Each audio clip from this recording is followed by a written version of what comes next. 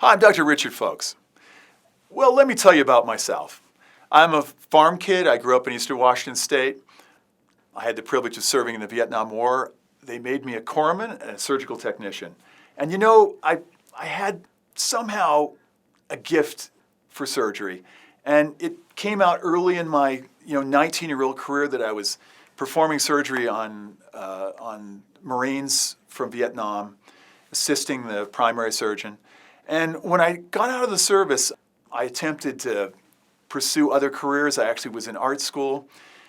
I kept coming back to this feeling of gratification, of being in service to others that I experienced when I had been a corpsman. And I got an opportunity to attend Tufts University out in Massachusetts. And I found my way into medical school at Rush Medical College. And though I loved all aspects of medicine, when I finally did a rotation in ophthalmology, I just found my home. The instrumentation, the devices we got to use, and the pleasure and excitement of restoring vision and helping people to regain their sight, it was just overwhelming for me. It really became an obsession for me. I just had to be an ophthalmologist. And it turns out it's one of the most competitive fields to get into. I was a little older.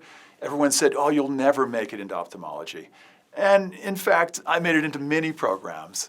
And partially because I think I brought this passion that I hope you can feel to those interviews when I had an opportunity to interview to get into the field. I trained in New York at Cornell, and during my training, I met a fellow, Lucio Barato, a friend of the chairman of my program, Dr. David Payton, who had invented and named LASIK. And I was so intrigued by Dr. Barato's talk that I went up and talked to him afterwards, and he said, "Yeah, Ricardo, you need to come to Milano, and I'll show you how to do the LASIK procedure." So LASIK was not approved in the United States until the late 90s, and really as soon as that opportunity arrived, I took the opportunity to buy a laser and to get started doing laser vision correction. And what I found was a field that was very much in its infancy. We were using bladed devices to make the flaps. I studied this. I found there was a lot of variation, and I steadfastly worked on demonstrating this to my colleagues. And we eventually came up with a laser that could make the flap for the LASIK procedure. And I helped develop this laser. I had one of the very first lasers in the United States. I'm now the medical monitor for a slightly better device that comes from Switzerland called Zemer. I do extensive work with this device. I'm currently developing pockets and other methods for placing the camera device using this technology called femtosecond laser.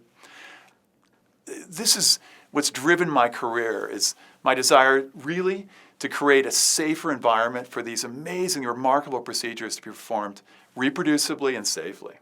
So feel free to call my clinic at 630-724-1400 or go to our extremely informative website, www.glassesfree.com. And remember, there's no charge for your initial consultation.